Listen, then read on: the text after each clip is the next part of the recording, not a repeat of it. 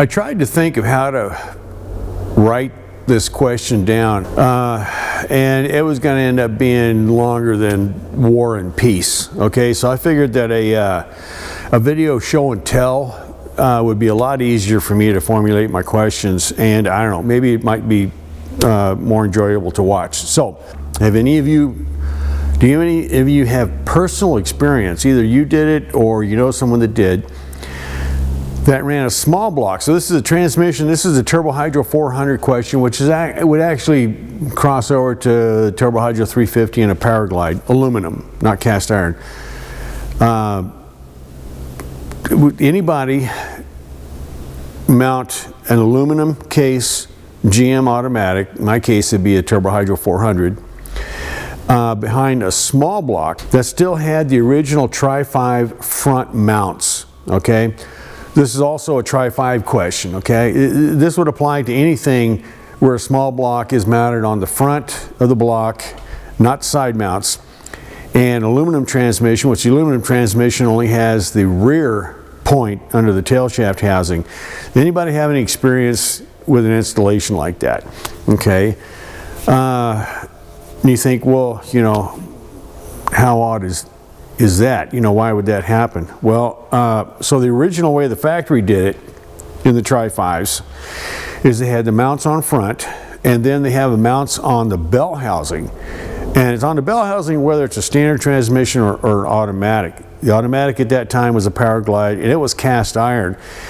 And the mounts are off the ears off of the bell housing. So you're on the bell housing and the front of the block, which is really a pretty solid mount. It's a 4-point, which is really odd, 4-point, because anything else in nature is going to be a 3-point, whether it's a 3-point off the bell housing and one underneath the crank on the front, or side mounts off the block and then 1 point on the transmission.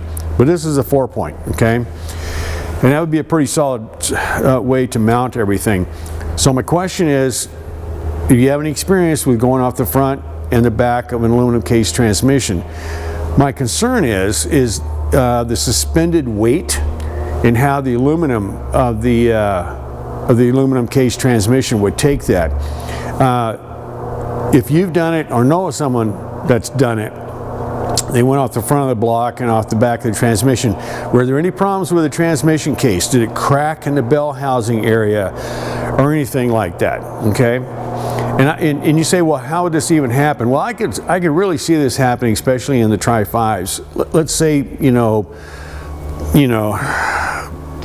25, 35 years go by. So say it's 1990. And for whatever reason, either you got tired of shifting your 3-speed on the column and decided you wanted to go with an automatic, or your cast iron Powerglide finally,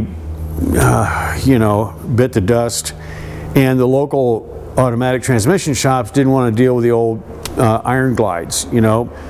So you're kind of forced to go to an aluminum case automatic at that point. Well, you know, if the guy's halfway clever, you know, he could get the transmission out and get an aluminum case transmission put in there, and if he's halfway clever, he could booger weld in a cross member for the transmission. He could do that in his driveway, you know what I mean?